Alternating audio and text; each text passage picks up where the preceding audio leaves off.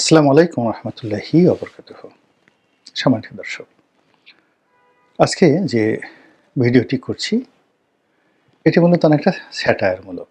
রাজনীতির ময়দান বা ভোটের অঙ্গনে যে রঙ্গরস চলছে সেই রঙ্গরসের একটি উল্লেখযোগ্য অধ্যায় নিয়ে কথা বলবো। আশা করি আপনাদের ভালো লাগবে।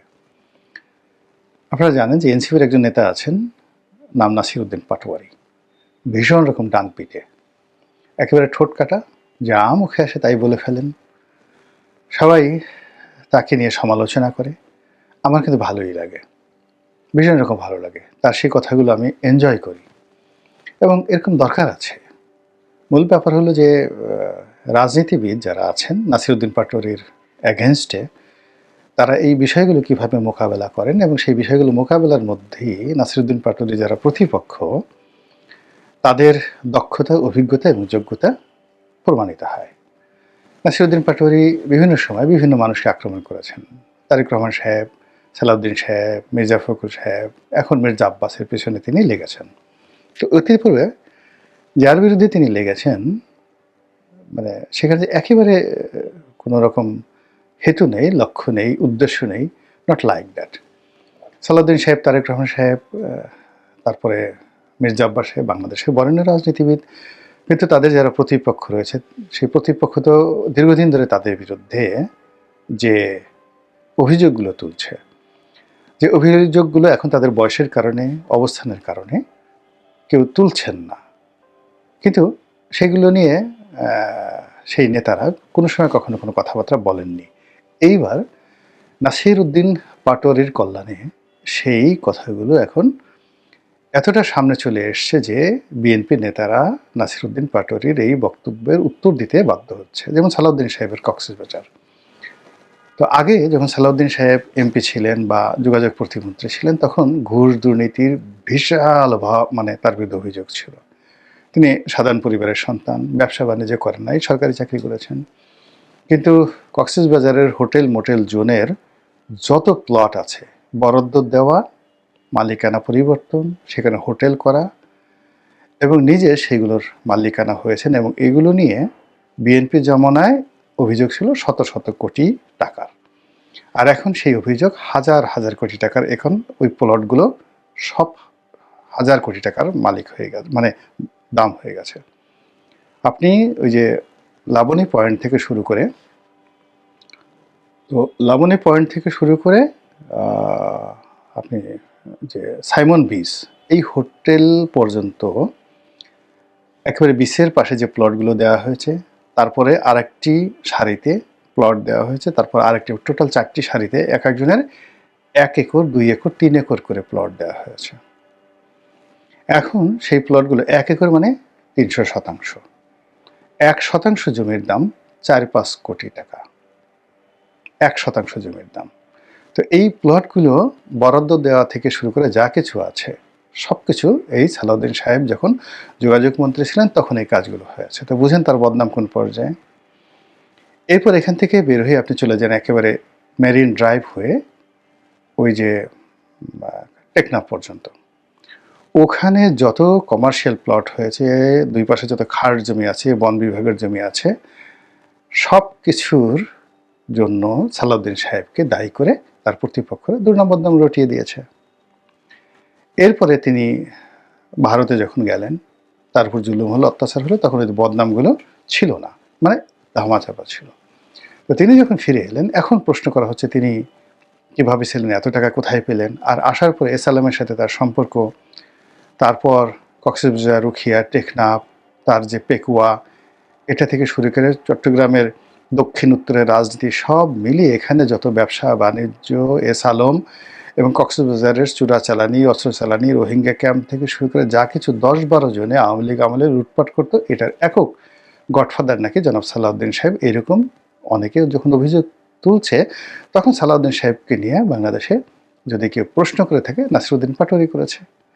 আর এই এত বড় একটা অভিযোগকে সালাউদ্দিন সাহেব পলিটিক্যালি অসাধারণ সুন্দরভাবে প্রতিহত করেছেন। তিনি কোনো কথা বলেননি। তিনি বলেছেন তারা বয়সে অল্প, তরুণ, এখন অনেক কিছু আছে। তিনি আমাকে অসম্মান করেছেন, তিনি আমার এলাকার মেহমান, আমি তো সেটা করতে পারিনি, তিনি যখন বরং আমার এলাকাতে যাবেন তার নিরাপত্তা আমি বিধান করব।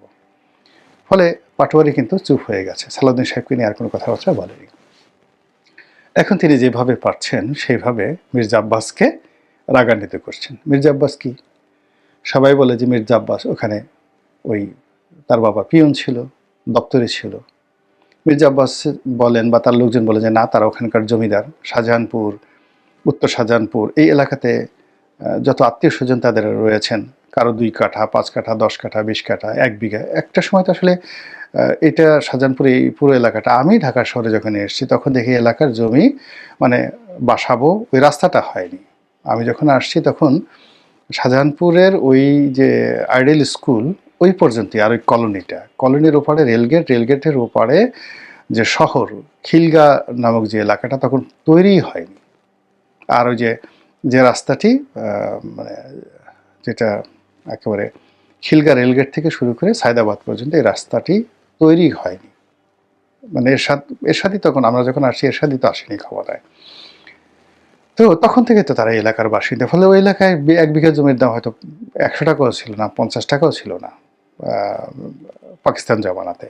আর সবগুলো শুধু বিল আর বিল। বাসাবো খিলগাতে পুরো এলাকাটাই বিল ছিল, বিলের মধ্যে ছিল। তো সেখানে 100 বিঘা জমি থাকলেই কি আর 10 বিঘা জমি থাকলে ওই জমির কোনো মূল্য তখন ছিল না, কিন্তু এখন সেটার কথা আলাদা। তারপরে লোকজন রাগ হয়ে তাকে মানে যাইছে তাই। 2 নম্বর হলো তিনি কর্মজীবন শুরু করেছেন একটা কমিশনার হিসেবে, মানে ঢাকা মেট্রোপলিটন একটা ওয়ার্ড কমিশনার। গ্রামের লোকজন মনে করে এটা হয়তো গ্রামের মেম্বার। তো মেম্বার থেকে তিনি মন্ত্রী হয়েছেন, কাজেই তার টাকা নাই, পয়সা নাই, গরিব ইত্যাদি ইত্যাদি, যে যার মতো করে বলছে। ভালো কথা। মানুষ আরও ছোট করার জন্য বলে যে আরে ওর যে আত্মীয় স্বজন যারা লোকজন আছে তাকে বলে নাই, তার বাপকে বলে নাই, তার বাপকে পিয়ন পর্যন্ত নামাইছে। আর অন্যান্য যারা আত্মীয় স্বজন আছে তাদেরকে বলে ওর হলো গোরখাদক। ওই যে ওখানে শাহজাহানপুর যে কবরস্থান আছে, কবরস্থানের মাটি খনন করতে এরকম এর এত দূরে গোরখাদক, এই বংশ এদের। এগুলো কিন্তু আড়ালে আবডালে এই কথাগুলো বলা হতো, মানে মির্জা আব্বাসের যারা লোকজন। এর কারণ হলো মির্জা আব্বাস সেই কমিশনার হওয়ার পর থেকেই ধীরে ধীরে ঢাকার গ্যাংস্টার মাস্তান রূপে তিনি নিজেকে প্রতিষ্ঠা করেছেন, গডফাদার রূপে। এবং এটা একটা সময় যেমন ঢাকা শহরে খসরু, সোহেল রানা তারা ছিলেন। খসরু, সোহেল রানা, মন্টু স্বাধীনতা উত্তর বাংলাদেশের 60-এর দশকে। এবং এই মোস্তফা মহসিন মন্টু এটি 80-র দশক 90-র দশক পর্যন্ত তার সেই কর্তৃত্ব বজায় রেখেছিলেন। পরবর্তীতে এটা সেই হান্নান, লিয়াকত, আওরঙ্গজেব ছিলেন গ্র্যান্ড লিডার। তো এই সময়টাতে আবার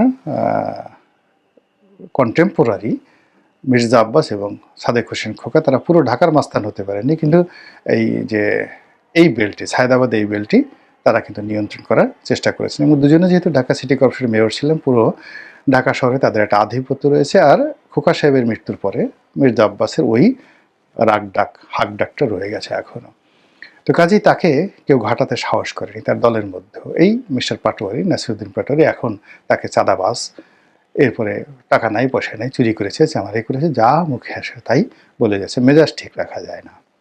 তো এবং এর সঙ্গে বাইরে তো পিনাকি ইলিয়াস তারা আছেই, তারা তো বলে যাচ্ছেনই। তো আব্বাস সাহেবের হার্টে এমনি ব্যায়ামও হয়, হার্টের রোগ আছে, কিন্তু এই যন্ত্রণার চোটে আমার কাছে মনে হচ্ছে তার হার্টের ক্ষমতা বের হয়ে গেছে। কখনো তিনি রাগ হন, কখনো তিনি হেসে দেন, কখনো বিভিন্ন রকম কাণ্ড ঘটান। এবং তাকে নিয়ে যা কিছু হচ্ছে রীতিমতো এই বুড়ো বয়সে বেচারার একেবারে মরার মতো অবস্থা। তো যাই হোক, এখন এই নাসিরুদ্দিন পাটোয়ারিকে নিয়ে তিনি হয়তো ব্যক্তিগতভাবে কিছু বলছেন না, কিন্তু তার যারা নেতাকর্মী রয়েছেন তারা কিন্তু মেজাজ ঠিক রাখতে পারছেন না। অনেকে তাকে প্রশ্ন করছেন, অনেকে তার সাথে ঝগড়া করার চেষ্টা করছেন, তোমাকে ভোট দেবো না, তোমার বাড়ি কোথায়, ইত্যাদি ইত্যাদি কথা বলে। অনেকে ডিম মেরেছেন। তো এই ডিম যারা মেরেছেন, এটা এখন বলা হচ্ছে যে নাসিরুদ্দিন পাটোয়ারি এটাকে একটা প্লাস পয়েন্ট হিসেবে নিয়েছেন, যে ডিম মারলেই সে লাইমলাইটে চলে আসে। এখন অনেকে বলার চেষ্টা করেছেন যে পাটোয়ারি নিজেই এই ডিমের আয়োজন করেছেন।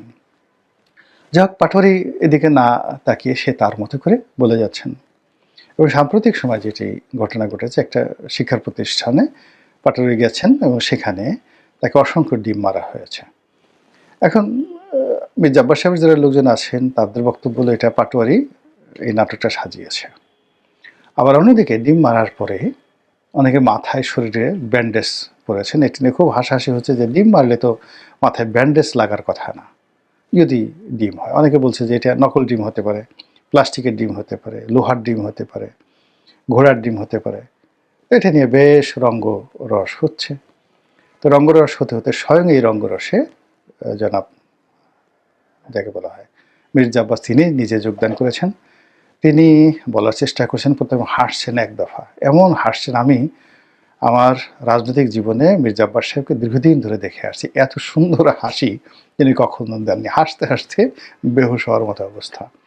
তো হেসে হেসে তিনি বলার চেষ্টা করলেন যে আমার বাসায় জার্মান শেফার্ড মুরগি রয়েছে। আপনারা জানেন যে জার্মানির যে কুকুর, সেই কুকুর শেফার্ড, জার্মান শেফার্ড কুকুর, এটা বেশ জনপ্রিয় এবং অত্যন্ত শক্তিশালী। এবং মির্জা আব্বাসের বাসায় বেশ কয়েকটা কুকুর আছে এবং সেগুলো হতে পারে জার্মান শেফার্ড হতে পারে। এই জন্য যেহেতু তিনি বারবার জার্মান শেফার্ডের কথা বলছেন, তো তিনি বললেন যে জার্মান শেফার্ড প্রজাতির যে কুকুর আছে, ঠিক একই প্রজাতির কতগুলো মুরগি আছে এবং সেই মুরগি বড় বড় ডিম পাড়ে, শক্ত শক্ত উট পাখির মতো ডিম পাড়ে।